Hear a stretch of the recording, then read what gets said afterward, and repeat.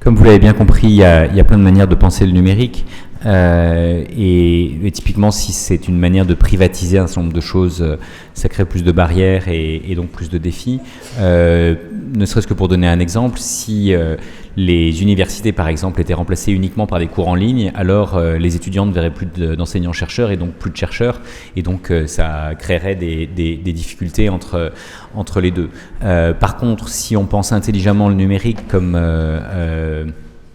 je suis ingénieur des ponts et des eaux et forêts, donc si on crée des ponts, on pourrait à ce moment-là faciliter un certain nombre de choses. Typiquement, moi je crois beaucoup à l'apprentissage par la recherche, et je pense qu'on peut le faire dès le plus jeune âge, et je pourrais y revenir tout à l'heure si vous voulez. Et donc, si vous avez accès à des jeux de données de recherche et que vous les mettez de manière transparente, disponible pour tous, ça rapproche de la société civile et des étudiants. Et donc, vous pouvez avoir des citoyens, des étudiants qui peuvent contribuer à des projets de recherche participative, par exemple, et qui peuvent contribuer à non seulement rapprocher enseignement supérieur recherche, mais aussi enseignement supérieur recherche et société. Parce que je pense qu'on a évidemment besoin d'intégrer les trois.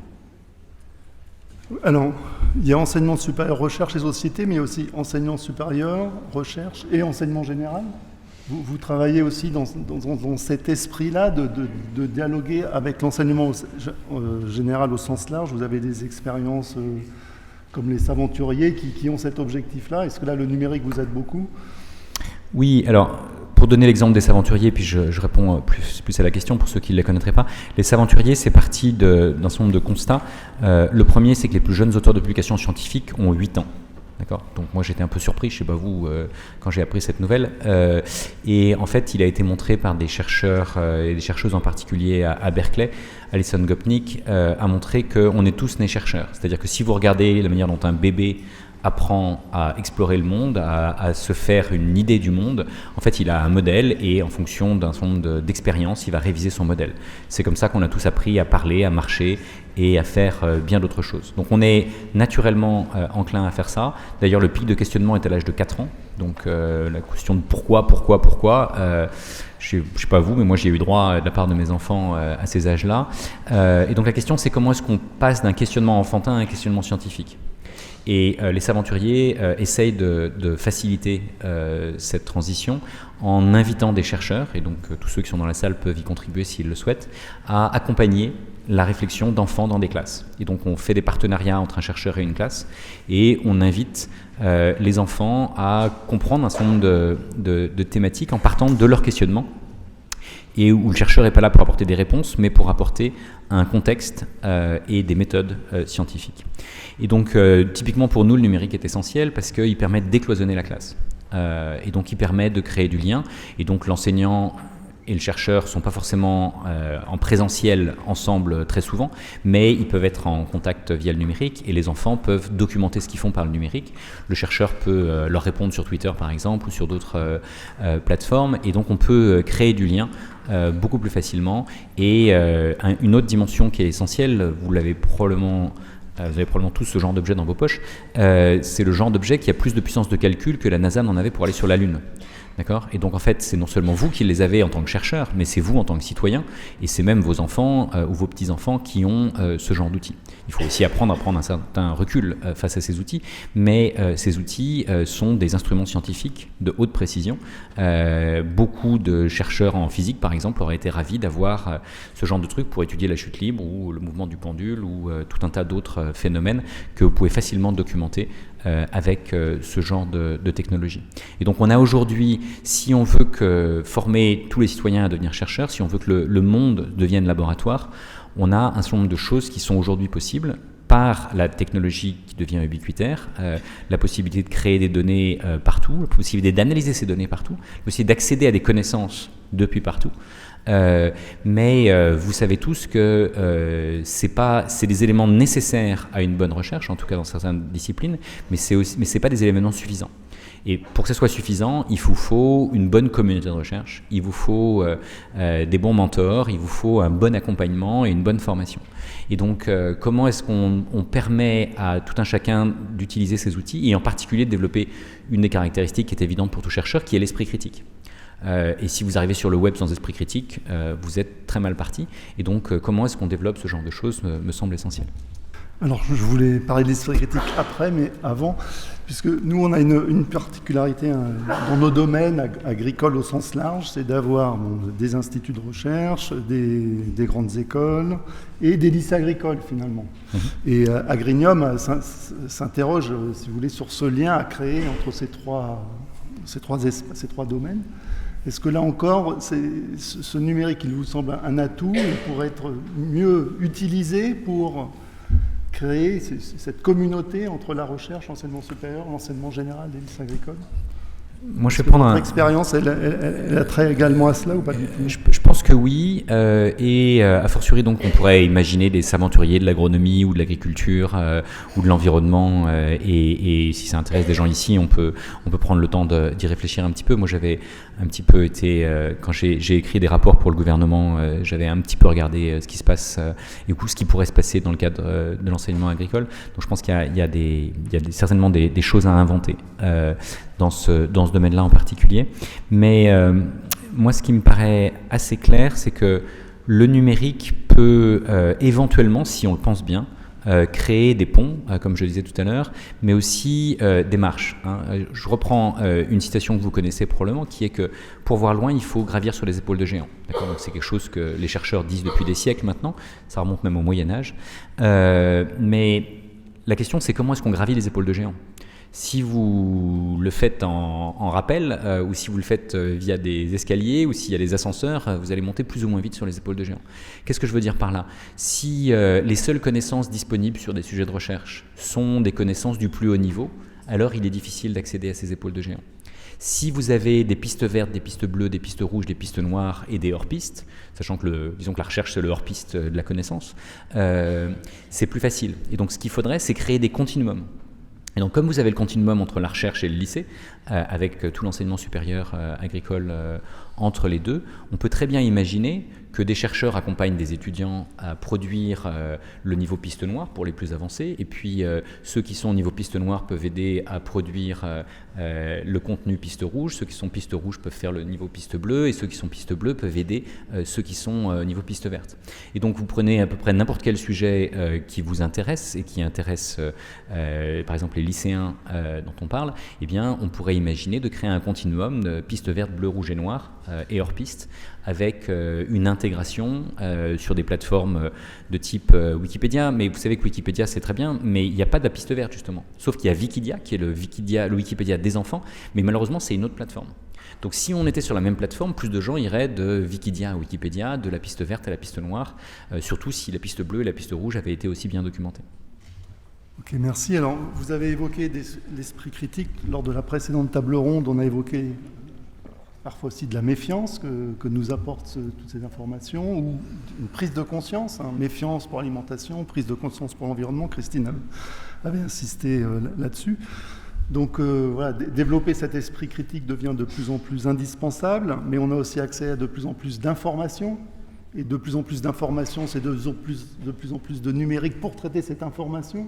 Comment on règle cette spirale infernale ? Est-ce que ça passe par des référents ? Comment vous voyez cela ? Alors, c'est une bonne question. Si vous regardez l'histoire des modes de communication au XXe siècle, quand on invente la radio puis la télé, on crée progressivement un service public de la radio et de la télévision. Avant, on n'avait pas créé de service public de l'écrit. On aurait pu, mais c'était une époque où ça n'existait pas. Et entre-temps, on a inventé le numérique, mais on n'a pas créé de service public du numérique qui ait un même rôle que le service public de la radio et de la télé, c'est-à-dire un rôle d'éditorialisation, de sélection d'un certain nombre de contenus et de capacité à les présenter et à les rendre accessibles au plus grand nombre, tout en ayant un souci de qualité. On n'a pas ce genre de dispositif aujourd'hui. Je ne pense pas qu'on puisse créer un bureau de la censure. Je ne sais pas si vous savez, mais à l'époque au XVIIIe siècle, les ouvrages les plus recherchés étaient les ouvrages qui recensaient tous les ouvrages qui étaient censurés. Donc il y a de toutes les manières une tendance naturelle des humains à aller vers les choses interdites.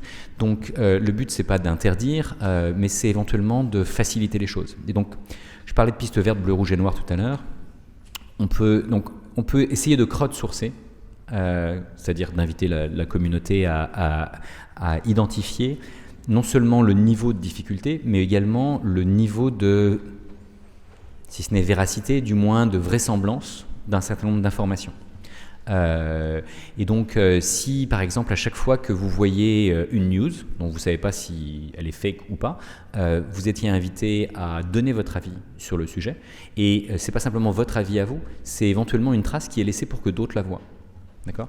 Et donc, si on avait un dispositif de ce genre, eh ben on saurait que, en particulier, si on sait que vous êtes de niveau piste noire sur ce sujet, si les gens qui sont de niveau piste noire sur un sujet disent qu'ils doutent d'une information sur ce sujet, peut-être qu'il y a anguille sous roche. Mais c'est très difficile, on n'a pas ce genre d'informations aujourd'hui. Mais alors qu'en fait, on pourrait. D'accord ? Il se trouve qu'aujourd'hui, ceux qui contrôlent ce que vous voyez sur une page web, ce sont les producteurs de cette page web, les propriétaires de cette page web, les éditeurs de cette page web. Il n'y a pas d'avis de la communauté sur ce qu'elle a trouvé sur cette page web. Or, en fait, on pourrait faire ça. Et on pourrait le faire en identifiant ce que pensent les experts du sujet, ce que pensent les béotiens du sujet. Et typiquement, si vous aviez des contenus qui sont considérés comme très agréables par les enfants, très bien documentés par les enseignants et les mieux inspirés d'un point de vue scientifique par les chercheurs, vous auriez des ressources. Et si vous, quand vous naviguez sur Internet, vous aviez les premières réponses qu'on vous donne sont celles-là, vous éviteriez probablement beaucoup de problèmes. Donc je pense qu'on peut essayer d'inventer collectivement des formes d'esprit critique collectif ou de système immunitaire distribué, pour prendre une expression plus biologique. Il va nous falloir des algorithmes pour... Ah, c'est sûr qu'il faut des algorithmes. Et ce qui est sûr, c'est qu'il faut que les algorithmes soient transparents. Et donc je pense qu'il faut des jeux de données transparents et il faut des algorithmes qui soient transparents. C'est typiquement pas le cas des réponses qui vous sont données par votre moteur de recherche le plus utilisé aujourd'hui. Alors, puisque on va finalement vous évoquer cette transparence, pardon ? Ben il y est là, non ? Oui. Je parle trop. Ah oui, excusez-moi, là, donc vous m'entendez pas en fait depuis. Je suis désolé. Si, depuis que tu as dit bonjour. Hein. Et du coup, Erwin, il reste combien de temps ? Tu peux me dire ? Ok. Donc, oui, tu as évoqué cette question de la transparence. Certains évoquent plutôt une notion de sincérité des algorithmes, plutôt que de transparence. On va peut-être pas voir au travers, c'est sincérité. Est-ce qu'on comprend ce que l'algorithme fait et est-ce qu'on a tous les éléments pour comprendre ? Est-ce que c'est une notion qui vous interpelle, cette sincérité des algorithmes ? Je pense que c'est pareil, si les algorithmes sont transparents mais uniquement de niveau piste noire et que le grand public a en moyenne pas le niveau, donc ça pose effectivement un problème. Je pense qu'il y a un autre type de dimension auquel il faut penser sur les algorithmes, c'est typiquement, nous on a des étudiantes au CRI ou des anciennes qui d'ailleurs ont fait l'agro et qui viennent d'écrire un livre qui doit s'appeler « L'intelligence artificielle pas sans elle ». D'accord ? Et en fait, ce qu'elles disent, c'est que c'est très bien d'avoir l'intelligence artificielle, mais il y a déjà suffisamment de biais dans la société. Si l'IA amplifie les biais existants, ça va mal se terminer. Et donc, un de leurs arguments que je trouve très intéressant, c'est de dire qu'en fait, il est plus facile de changer du code que de changer les mentalités. Et donc si par exemple vous prenez les problèmes d'orientation qui sont relativement genrés, ou si vous prenez juste les bases de données existantes et que vous faites les recommandations en fonction du genre, par rapport à ça, vous allez juste amplifier les biais de genre qui peuvent exister aujourd'hui. Mais si vous écrivez des lignes de code qui disent qu'on doit envoyer les mêmes suggestions à des garçons et à des filles, alors vous éliminez d'un coup tout un tas de suggestions et de biais de genre qui peuvent exister dans la société. Donc je pense qu'il faut non seulement de la transparence et de la sincérité, mais également de l'équité et une capacité à systématiquement s'interroger sur tout un tas de biais qui peuvent exister et qui, dans la société ou dans les données ou dans les algorithmes, et systématiquement faire des études pour s'interroger là-dessus. Et c'est là aussi, tout ça c'est très transparent, mais il y a plus de gens qui vont pouvoir demander à ce que, et ça peut même devenir un droit opposable. C'est-à-dire que vous pouvez avoir un droit opposable qui est je voudrais que tous les algos soient systématiquement intégrant ces dimensions d'équité et d'évitation des biais qui peuvent exister dans le genre ou dans d'autres domaines. Cette question d'équité, elle avait été identifiée dès le départ, c'était une des 7 composantes de la prospective, on y est revenu aussi dans les discussions, il y a toute la question de la propriété des données, mais aussi bien sûr de leur usage. Vous développez un projet de master où ces questions-là sont enseignées, abordées, comment comment vous portez ces réflexions, cette formation des étudiants autour de ces questions de l'éthique? Alors, ce qu'il faut savoir, c'est que par rapport au système existant aujourd'hui, les mesures qui ont été faites, malheureusement pas forcément en France parce qu'on ne s'est pas posé la question, mais je ne sais pas ce que ça donnerait, je ne suis pas certain qu'on s'en sorte beaucoup mieux qu'ailleurs. Donc en tout cas ailleurs, quand on pose la question de l'éthique à des étudiants en école d'ingénieur, on s'aperçoit que leur compréhension des problèmes éthiques diminue avec le nombre d'années passées dans une école d'ingénieur. Donc voilà, c'est quand même un vrai sujet. Pour vous rassurer, pour ceux qui ont fait une école d'ingénieur, en fac de médecine, la capacité à la compassion diminue avec le nombre d'années d'études de médecine. Donc, je ne sais pas si ça vous rassure quand vous irez voir votre médecin, mais et pour ceux qui auraient fait des études de commerce, la capacité à penser la coopération et le bien public diminue avec le nombre d'années passées dans une école de commerce. Donc on s'aperçoit qu'on a des systèmes d'enseignement supérieur qui ont certainement d'autres vertus, mais pas celles de développer les capacités que l'on peut souhaiter chez des décideurs. Donc ça, c'est effectivement un vrai sujet. Donc nous, ce qu'on essaye de faire, c'est de déjà être transparent sur ce type de questions et d'inviter les étudiants non seulement à penser la compréhension des objets scientifiques et techniques, de penser les applications des sciences et des technologies, mais de penser les implications des sciences et des technologies. Et on essaye de leur rappeler ce que Aristote avait compris il y a bien longtemps, qui est qu'il y a 3 formes de connaissances. Vous connaissez probablement épistémé et techné, qui ont donné la science et la technologie, qui ont cru exponentiellement depuis Aristote. Mais la 3e pilier pour Aristote, c'était la phronésis. Donc j'aime bien poser la question de savoir qui sait ce que c'est que la phronésis dans la salle. Si vous le savez, n'hésitez pas à lever la main. Mais voilà, ça montre qu'il y a des... J'espère que tu ne te sens pas trop seul. Mais la phronésis pour Aristote, c'était l'éthique de l'action. D'accord ? Et donc, on a aujourd'hui des moyens d'agir qui sont infiniment supérieurs à ceux qu'ils étaient, individuellement et a fortiori collectivement. Mais notre capacité à penser les implications de ce qu'on fait, non seulement sur nous et sur les autres, localement et globalement, à court terme et à long terme, on n'est vraiment pas équipé pour penser ça. Et ça explique une bonne partie des problèmes qu'on a face aux problèmes climatiques, à la biodiversité ou même aux inégalités sociales, par exemple. Ok, on arrive aux dernières minutes de notre échange. Je voulais revenir au domaine qui nous concerne ici, alors l'agronomie, l'environnement, la santé animale, l'alimentation. Et c'est assez récemment, finalement, je regarde Christine, qu'on a inscrit nos travaux dans le cadre des ODD, des Objectifs de développement durable, 5-6 ans, lors du dernier document d'orientation 2015-2025. Avec Olivier d'ailleurs que je vois. Alors je sais que vous c'est quelque chose qui vous préoccupe finalement, cette question de comment le numérique peut nous aider, peut accélérer cette prise en compte des objectifs de développement durable dans les travaux, dans la société au sens large. Est-ce que vous pouvez nous livrer l'expérience que vous conduisez autour de cela en ce moment ? Donc je pense que il vous a probablement pas échappé qu'il y a des millions de jeunes aujourd'hui qui manifestent dans les rues et pour la première fois au nom de la science. Je ne sais pas si vous avez manifesté quand vous aviez leur âge, mais pas forcément au nom de la science et des problématiques globales. Il y avait éventuellement des peurs du nucléaire à certaines époques, mais là on est quand même dans une dimension très particulière. Ils demandent à ce que les scientifiques soient écoutés. En tant que scientifique, on ne peut qu'être content. Donc on voit bien qu'il y a une alliance objective à essayer de tisser en leur tendant la main et en les écoutant et en créant un dialogue constructif avec eux. Donc je pense que les objectifs de développement durable sont un cadre générique où il y a 17 dimensions, certaines qui vous touchent directement, mais toutes, elles vous touchent ne serait-ce qu'indirectement, et celles que vous portez touchent toutes les autres. Je veux dire, les problèmes d'alimentation, les problèmes de genre, les problèmes de pauvreté, de santé, les problèmes de biodiversité, les problèmes climatiques, tout ça, c'est intrinsèquement lié. Donc je vous redis pas des choses que vous savez déjà, je les souligne juste pour dire que ça nous oblige à penser la complexité. Ça nous oblige à sortir de nos silos disciplinaires, ça nous oblige à intégrer des dimensions que l'on n'intègre pas forcément traditionnellement, certainement pas dans notre système éducatif et rarement dans nos programmes de recherche. Et donc, parce qu'on a une histoire disciplinaire que je ne vous refais pas, mais ce genre d'amphi a vu un certain nombre de discussions disciplinaires. Il est plus rare qu'il y ait des discussions plus ouvertes, mais je me félicite que ce soit le cas aujourd'hui. Donc la question, c'est comment est-ce qu'on change de système et comment est-ce qu'on passe à l'échelle. Puisqu'il y a des millions de jeunes qui s'intéressent à ces sujets, eh bien, il serait intéressant de créer des pistes vertes, bleues, rouges et noires qui leur expliquent ces problématiques-là.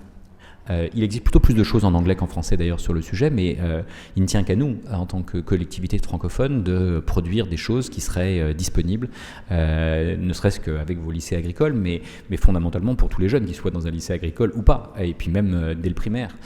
Il pourrait y avoir des contenus qui expliquent les grands défis, ne serait-ce que comment est-ce qu'on prend soin de soi, des autres et de la planète. C'est une question très simple que l'on peut aborder avec des niveaux croissants de complexité, et on peut essayer de faire ce genre de choses. Maintenant, si on veut vraiment changer les mentalités, passer à l'échelle, je pense qu'on peut faire plusieurs choses. La première, et on est en train de le faire avec l'UNESCO, l'AFD et quelques autres partenaires.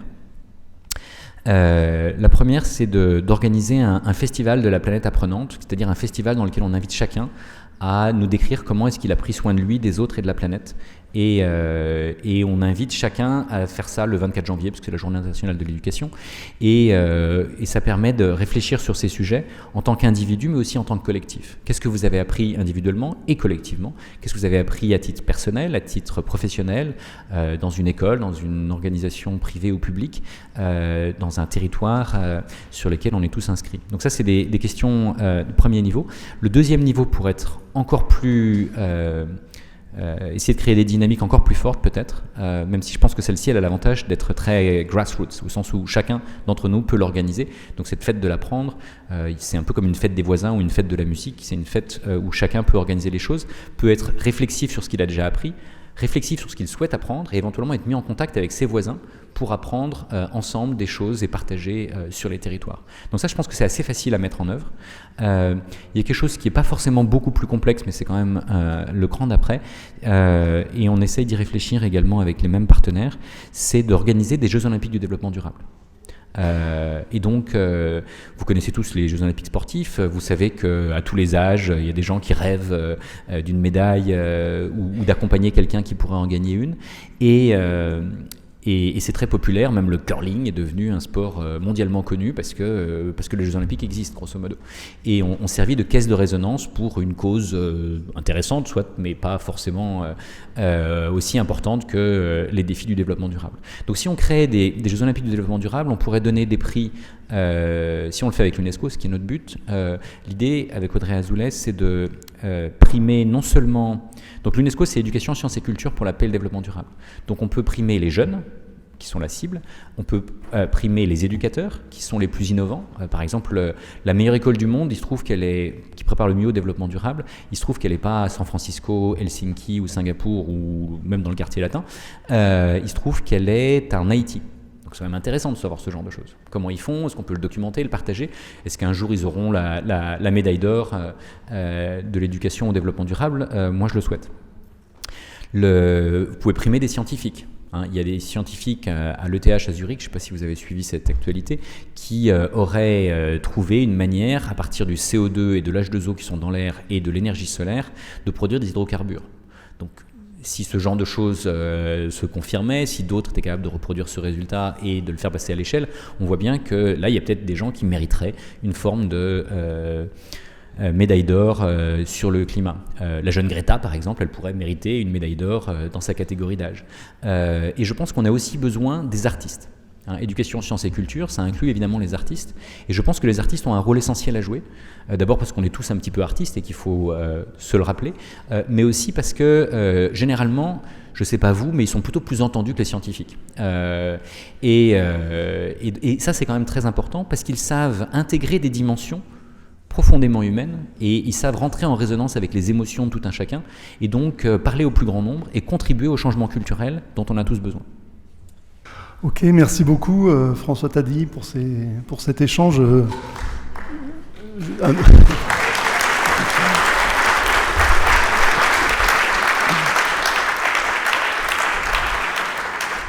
Non, mais il y a beaucoup de choses à retenir, mais non, mais je retiens quand même ce numérique associé à la complexité à la fois des objets qu'on étudie et à la fois des difficultés auxquelles on fait face. Donc ça, vous y voyez quand même là un atout par le numérique pour aborder cette complexité, mais elle demande d'être accompagnée, les pistes alors verte, bleu, rouge, noir, si je me souviens bien.